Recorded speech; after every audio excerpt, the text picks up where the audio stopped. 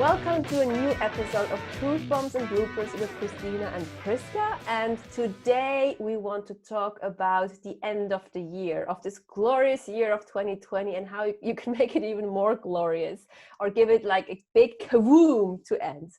Yes. Maybe you remember what you thought on the very first day of this year, how this year will feel like and evolve and how it's really turned out. Do you remember what you thought on the first day?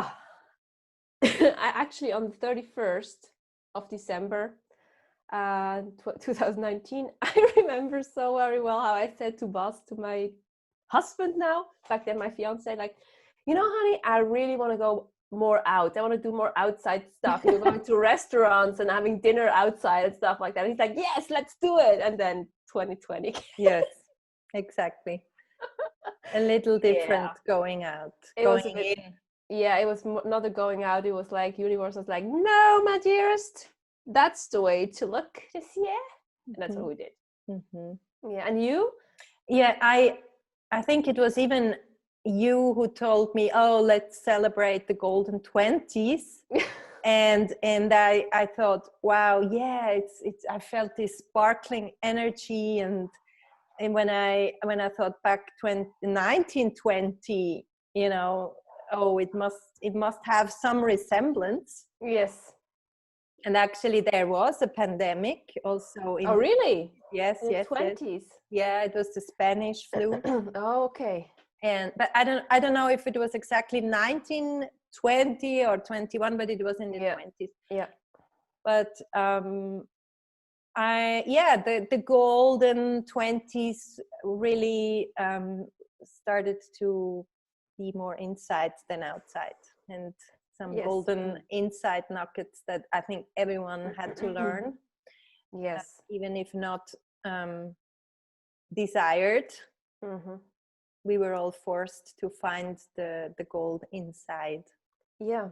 Christina, what are you going to do to, you know, close off 2020, move into a new year? Is there something that you're going to do, you and your family?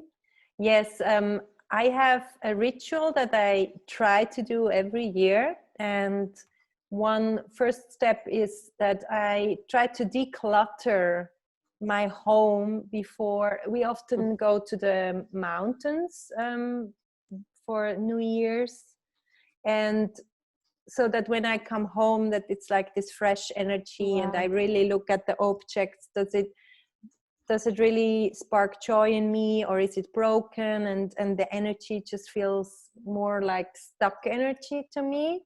A great book about that is Marie Kondo's, you know, The Magic of Tidying Up and things like that, where you really try to only minimalize it to what lights you up. And then on the day itself, I don't know, sometimes I do it I like to do it actually already on the new day of the year. Yeah. Sometimes it's the 1st of January or the 2nd, because my daughter's birthday is on the 1st. Focus is there.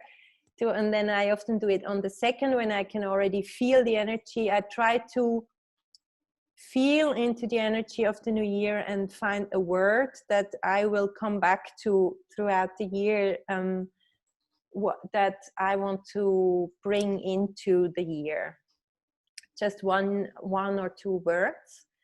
And then I do a list of everything that I have achieved and that I'm grateful for the year. Another list, everything I want to let go of that I don't longer need, and then what I want to invite to the new year, and then do a little meditation. Yeah, can you tell that I love that, how you do that with the meditation? Well, I first write down everything I want to attract in that year, magnetize, and then I like to take a bath, mm-hmm. and use some maybe Epsom salt and some lavender to relax, and then really I don't know, with water, there's just so my element. I feel like inspiration just flow through me whenever I'm in the shower or in a bath or in a spa. I feel there, yeah, I can really let go in the water. And then I just I see myself already in those situations that I want to attract while I'm being cleansed. And Nice. I love it. You're really bathing in the new energies. Yes, exactly. Yes. I love that. And you? Well, I also do not everything. I love to declutter in general, but I've never decluttered around Christmas time or New Year's or whatever. But I like that idea because it's really about this crispy, clean, new energy. Mm-hmm. But I always do, or always since I think 6-7 years, something like that. I'd always make a little video, at the end of the year, like a look back for every year. And this process of making this little video always is kind of, like it's like going through the whole year and looking at, what was amazing, wow, this we did too, and Cool. I love it. And of course sometimes you cannot find a picture, but still you just remember it because you go through the year. And so this I always do. And I also so sweet, like Christina said before, you have to mention that you have this on YouTube. You can go to Priska's YouTube channel and you find all the yearly sum ups, and it's so inspiring. I love it. Thank you. Yeah, it's always I always love doing it, even though I hate it because I hate like my computer constantly, kind of hangs because there's so much data and I always have way too much stuff on my computer. But the thing on itself, like just doing the process, it's so great. And I also often do, especially since I live here in the Netherlands, I do a recap in photos, like a photo book that it's mostly the gift that I give to my parents, that they can also see a bit what's happening here, or what has been happening here. And yes, and I also do what you do with choosing a word. And it's so funny, we talked about it before. I have zero clue what the word was for 2020. I at least remember, but I think I was so thrown off by everything that happened. I totally did not think about it. Yeah. But you really have an intention or a quality to live by. For example, abundance. It was once. You really see the abundance everywhere. Or taking my place. That was also once my, more than one word, but this energy of taking my place, having good boundaries, all these things that I had in the past. So that's what we do. And as a family, we did also once vision boards. That was so much fun. Yeah, with all we have these old magazines, and then we just did all that. Like Boss and I actually were more excited than the kids were. We're actually the only ones who finished it, but it hung there for even 2 years. And we really looked at it all the time, and it was so fun to see the things then. And that's a really nice ritual as a family, that like everyone is cutting out and do one as a family, and maybe when you want to do one for yourself, and you're constantly reminded through the images. Yes. And it's more also about the process of doing it, because for example, I'm a non-specific manifester, so for me the details don't matter so much. It's more about just trusting that the best will happen. But still, the doing, it's just pleasurable. I love doing it. And I think it's in the end, it's being in the emotion, in the feeling of it. Exactly. That's all that matters. The field that you're creating. Yep. Exactly that. Yeah. Exactly that. Yeah. Yeah. So that's how I mostly do it. I don't know how I'm going to, because this year I really want to just go with the flow, because I'm really as tired as I cannot recall having been that tired. I also feel physically not so well at the moment. And I feel like, okay, I'm just really like a child, look, like in a week it's a holiday and I can barely make it through this week, on the knees through the month. It's how I'm feeling right now. But it's okay. It's like 4 more days and then we really have a long holiday. So I think it's collective. Everyone is tired. And, yes, I see that too. And everyone is happy for the fresh, even if it's just a number on the calendar, and there are other calendars who don't start on the 1st of January. True. But still there is a fresh book you can open. Yeah, that's so true. And Yeah. like when I look back at this 2020, this year, what just strikes me is really how like it's like we have been living in different realities. Like, of course, everybody is living in their mini universe, you know, anyhow.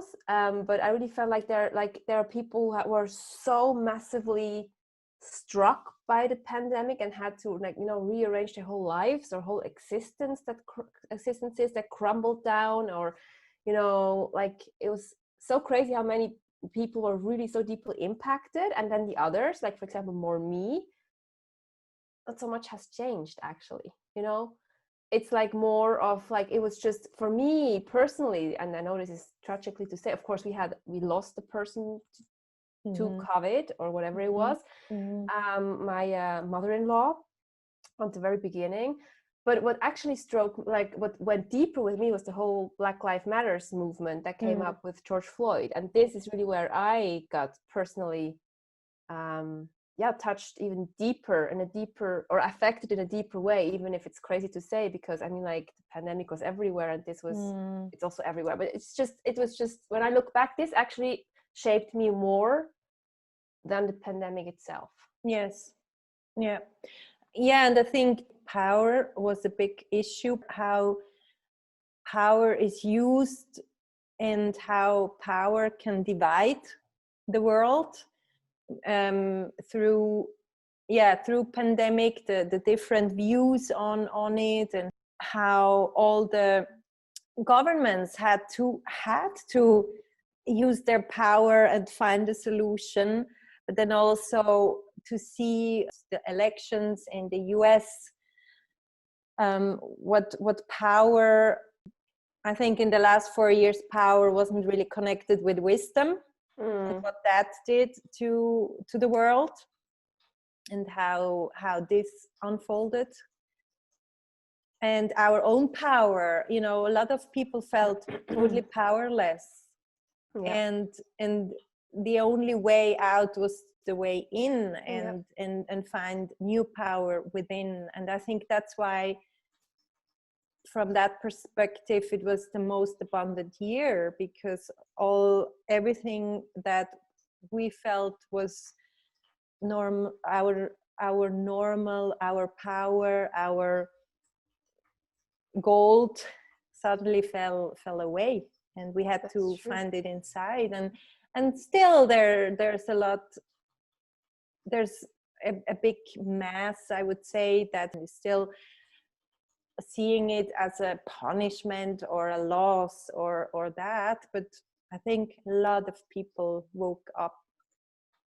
Like it happened, like it was crazy what it did with so many people, also with friendships, and, you know, people who are living in total different realities. And I also am aware, from where I'm standing, I'm in such a privileged position, you know, like my business is still there, and I know that many online businesses even got better results in 2020 than they did ever before, because so many people had to switch to online.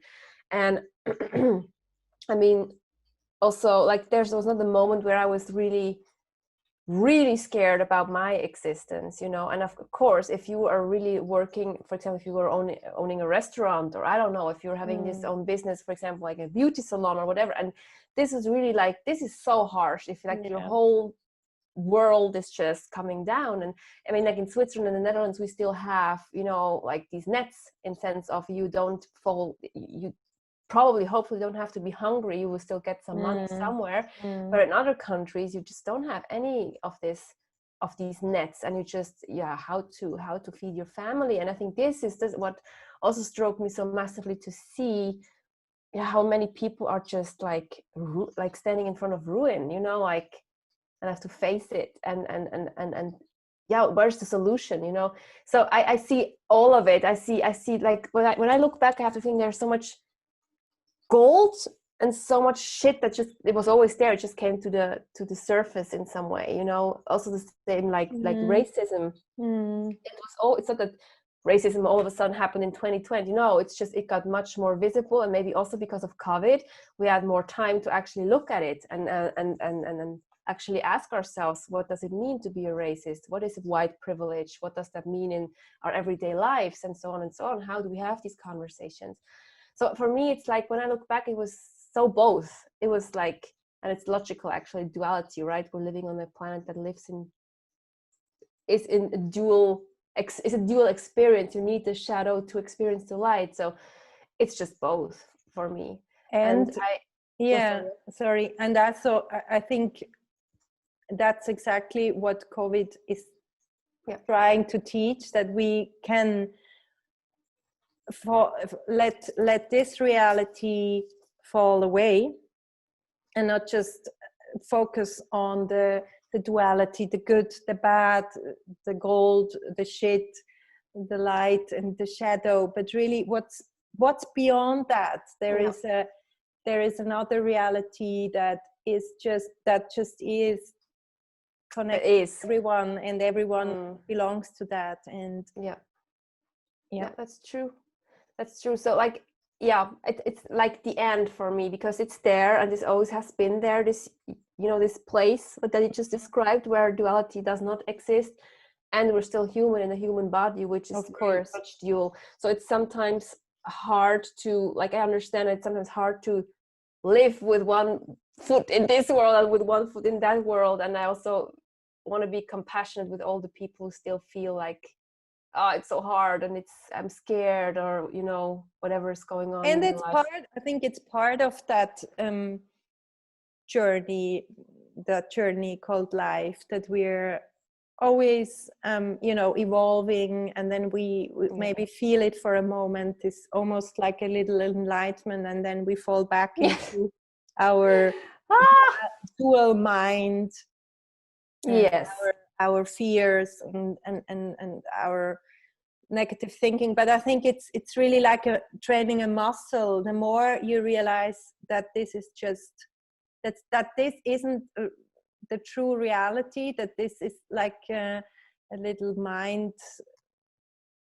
on its own, and you become the observer, and every time you hear that mind chatter, you can say, okay, I have enough now. And yes, I hear that. And I'm just going to be honest, I also think that we can do that because we are in this position that we don't have to struggle with life, or, you know, like how to survive as a family or how to feed our kids. I think it's so much harder, you know, to trust in this, because it's like, you know, it's like layers, right? Like when you feel safe, you have like the space to, and I am aware you can also co-create that safety, this safety to feel safe within yourself, because there are people who live in great houses, have a lot of money, and still feel super unsafe and all the time. Yes. And of course, this is a different work, but there are really people who are struggling now with literally how to feed their family, and then it's so much harder to still trust in that reality, you know, because it's so not matching in that moment. Well, I think, I think it's really, even my observation is more, the less you have, the more you go there.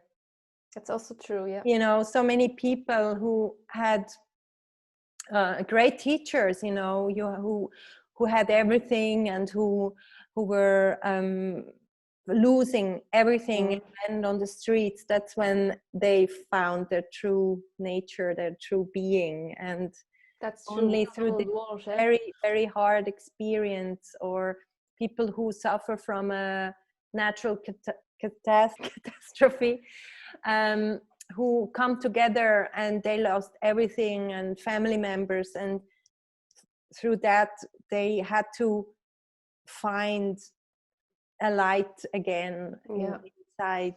So it really, there's no rule. I think it really is when it's time for the individual to go one layer deeper. Then that's true. Yeah, I mean like where did I find the most light? It was in my deepest, like after the deepest night of the soul, you know, when I really felt like I don't even know what I'm doing here anymore. You know, and it's always there in the shadow where we find the light. That's actually also true. Yeah, that's also and I true. think we all have our dark night of the soul through different experiences. Some people experience dark night of the soul through, I don't know, through an illness, through through an accident, through Loss, losing a loved one, through a very hard relationship. For everyone it's different. That's so true. Yes, and I really think that this whole COVID really has been an accelerator for everything. Yes.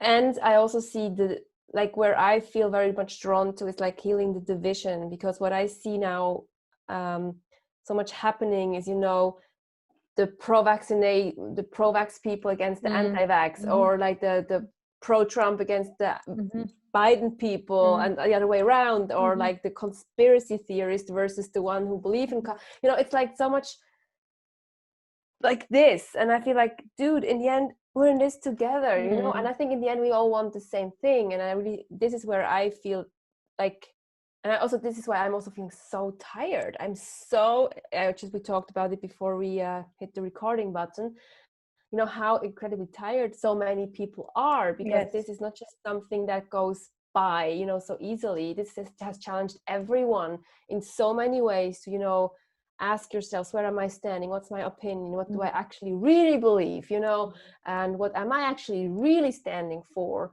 And it just has been such a challenging year for everyone to really choose a side or finding their voice within all of this, because not having an opinion is almost impossible in all of this, Yeah. And maybe that's just helping us to, maybe before every change there is big chaos. True. And every change is uncomfortable in the beginning, or even hurts at the beginning, and then gets messy before it turns out to be a change. And I see this division and these different uses of power as kind of like the mess in between. Things that's are very true, shaking up and need to come up to the surface before we can reorder them again. 100%. Yeah, like we all have to live in a certain unknown. And this is, of course, where all the fears come up, when we feel, what's going to happen with the money system? What's going to happen with my job? What's going to happen with our future? Can we keep the house? Can we, like in every level, in the small, like, can we get married, or can we move to this country, or can we visit family, to the big things like, really, can we keep our existence, like what's going to happen? And we all don't know. And I think this is also something that is for the first time so evident and clear, that we're all in this together, because like through the media, like also through globalization, this virus is not just in one place, and it's just everywhere, and we see it also because of the media. So it's so uniting also to see, hey, we're in this together, no matter which side we think we're on, or believe we think we're on, we're in this together. And it really reminds us that we are not dependent on our future. We are already who we are, and no. I don't need the future to be me. So I don't need that achievement or that position or that money in the future, because actually I am already me. Hallelujah. Right now. Yeah. Such a big lesson. I know. Such a big lesson. Yeah. And I'm very happy to have been connecting also through our podcast, through these conversations with you.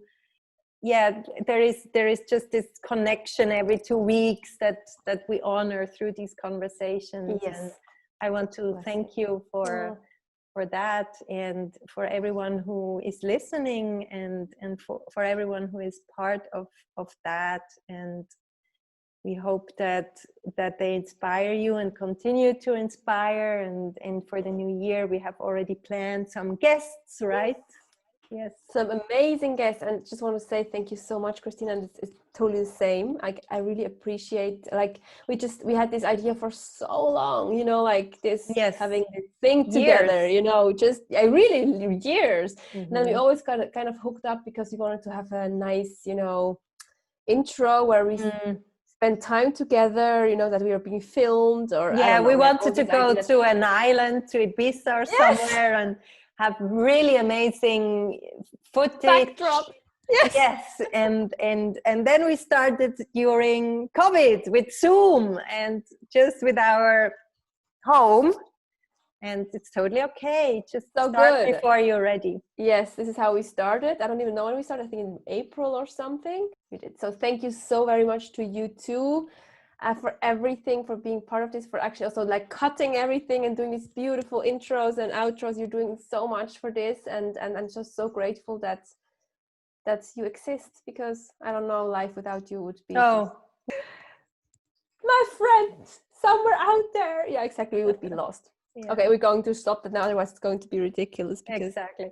Thank you for all the listeners and watchers, and we wish you a very smooth transition. So I try again to say I wish you a very smooth transition into the new year. And just when I said smooth before, the whole computer died. No battery. And I was hoping that the video was recorded, and we were lucky. We got it. Yeah. Yes. And it was so funny because I just heard, from my perspective, he said, I wish you a smooth transition. And then you were like this. I thought like, oh, that's a long I, to say. And I was like, oh, is she frozen? And then you were gone. And then I had this massive laugh attack because it's like the smooth transition was not that smooth. Not that smooth. Well, here. We hope that this is not a preview of the next year. But at least we laughed a lot. Oh, we laughed so much. Yeah, like we wish you just all the best for you and for your families, and we hope to see you again in the next year in 2021. Yes, see you. Thank you, and bye. Bye. Bye.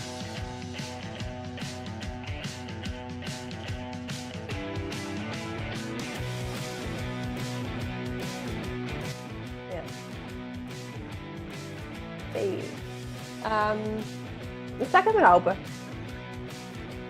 Ja, du kannst Welcome to a new episode. Perfect, darling, perfect. Let's start with truth bombs and bloopers, a new episode. And we're talking about the end of the year and its rituals. Of this golden year 2020.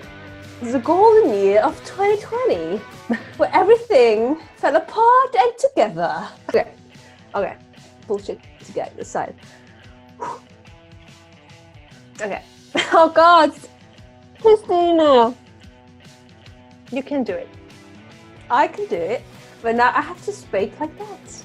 Darling dearest, my little cabbage. I'm utterly honored to spend the time with you.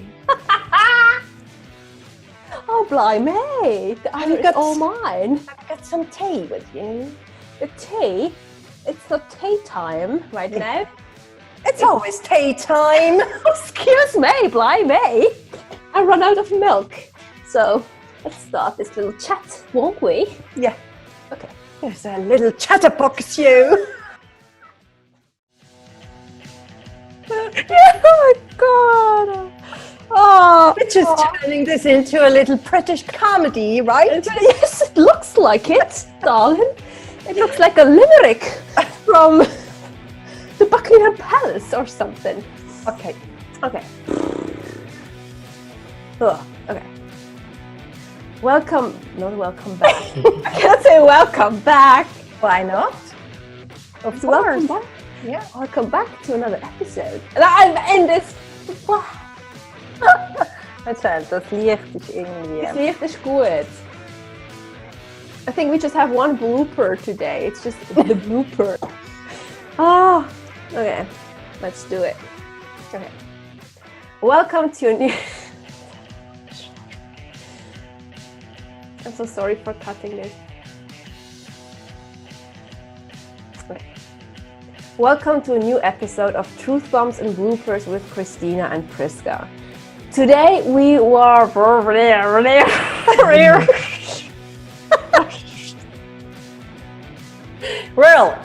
Really? Oh my god, no, it's one of those days. You can continue there. The beginning was good, and Okay. I can cut that out. Okay, I will just say once more. Maybe I can do it in one. Okay.